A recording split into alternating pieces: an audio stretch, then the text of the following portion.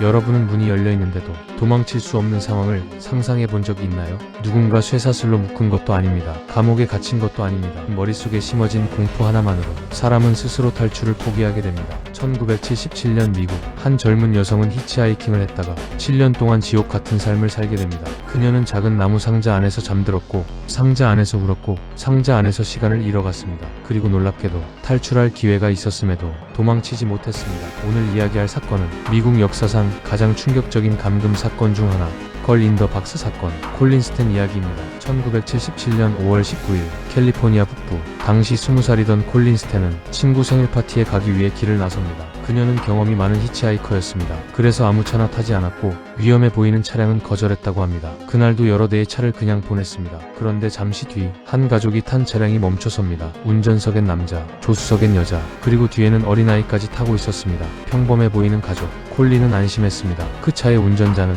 카메론 후커, 그리고 옆에 앉아있던 여자는 그의 아내 제니스 후커였습니다. 그녀는 미소를 지으며 친절하게 말을 걸었다고 합니다. 하지만 콜린은 몰랐습니다. 자신이 지금 인생 마지막 자유를 누리고 있다는 걸. 처음 분위기는 평범했습니다. 간단한 대화도 같고 부부는 친절해 보였습니다. 하지만 차가 점점 외진 도로로 들어가자 분위기가 이상해집니다. 그리고 갑자기 카메론 후커는 차를 세우더니 콜린에게 흉기를 들이댑니다. 순식간이었습니다. 그는 준비라도 한 듯 특수 제작한 상자를 꺼냈습니다. 일명 헤드박스, 피해자의 머리를 완전히 덮는 장치였습니다. 상자를 씌우면 앞이 보이지 않았고 숨쉬기도 불편했으며 소리도 제대로 들리지 않았습니다. 공포감을 극대화하기 위한 도구였죠.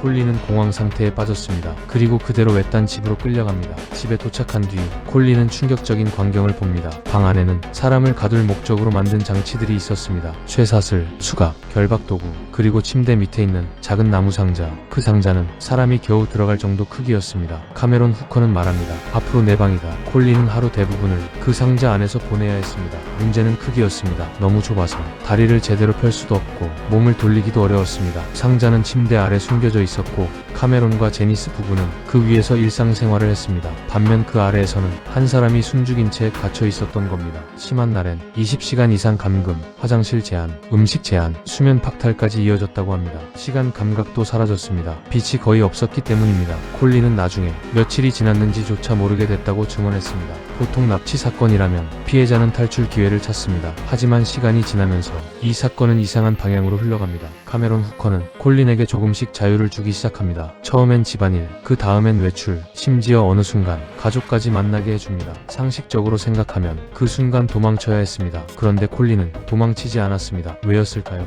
카메론 후커는 콜린을 단순히 감금한 게 아니었습니다. 그는 그녀의 정신을 무너뜨리고 있었습니다. 그 핵심이 바로 더 컴퍼니였습니다. 후커는 말합니다. 우린 거대한 조직의 일원이다. 그 조직은 전국 어디에나 있고 경찰 내부에도 사람이 있으며 도망치면 가족을 죽이고 평생 추적한다고 했습니다. 처음엔 말도 안 되는 이야기였습니다. 하지만 사람은 극한 공포 속에 오래 놓이면 현실 판단력이 무너지기 시작합니다. 특히 고립, 수면 부족, 반복되는 공포, 완전한 통제 상태가 이어지면 거짓과 현실의 경계가 흐려집니다. 결국 콜린은 그 조직의 존재를 믿게 됩니다. 문이 열려 있어도 도망칠 생각 자체를 못하게 된 겁니다. 카메론 후커가 무서운 이유는 단순 폭력 때문만이 아닙니다. 그는 아주 계산적으로 사람을 지배했습니다. 예를 들어 그날은 극도로 잔인했고 다음 날은 친절했습니다. 맛있는 음식을 주고 칭찬도 해줬습니다. 그러다 다시 공포를 줬죠. 이런 방식은 피해자의 정신을 혼란스럽게 만듭니다. 심리학에서는 이를 외상결속, 학습된 무기력이라고 설명합니다. 피해자는 점점 가해자에게 의존하게 됩니다. 그리고 결국 탈출은 불가능하다는 생각을 받아들이게 됩니다. 사실 이 사건에서 가장 미스터리한 인물은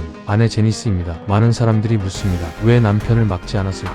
놀랍게도 제니스 역시 남편에게 심리적으로 지배당하고 있었다고 알려져 있습니다. 카메론 후커는 매우 통제적인 인물이었고 아내 또한 오랫동안 공포 속에 살았습니다. 하지만 시간이 흐르면서 제니스는 무너지기 시작합니다. 특히 콜린을 보며 극심한 죄책감을 느꼈다고 합니다. 그리고 어느 날 그녀는 충격적인 고백을 합니다. 더 컴퍼니는 없어. 그건 전부 남편이 만든 거짓말이었습니다. 그 말을 들은 순간 콜린의 세계는 완전히 흔들렸습니다. 7년 동안 믿어온 공포가 사실은 존재하지 않았던 겁니다. 하지만 더 충격적인 결정적인 건 따로 있었습니다. 그녀는 곧바로 도망치지 못했습니다. 이미 정신이 너무 무너져 있었기 때문입니다. 오랜 세뇌는 사람의 판단력 자체를 바꿔버립니다. 결국 제니스의 설득 끝에 콜린은 집을 떠나게 됩니다. 그리고 마침내 경찰에 신고가 이뤄집니다. 사건이 공개되자 사회는 엄청난 충격에 빠졌습니다. 사람들은 이해할 수 없었습니다. 왜 도망치지 않았지? 하지만 전문가들은 말했습니다. 이 사건은 단순 납치가 아니라 완벽한 심리 지배 사건이라고. 눈에 보이는 감옥보다 머릿속 공포가 더 강력했던 겁니다. 재판 끝에 카메론 후커는 종신형을 선고받습니다. 그리고 이 사건은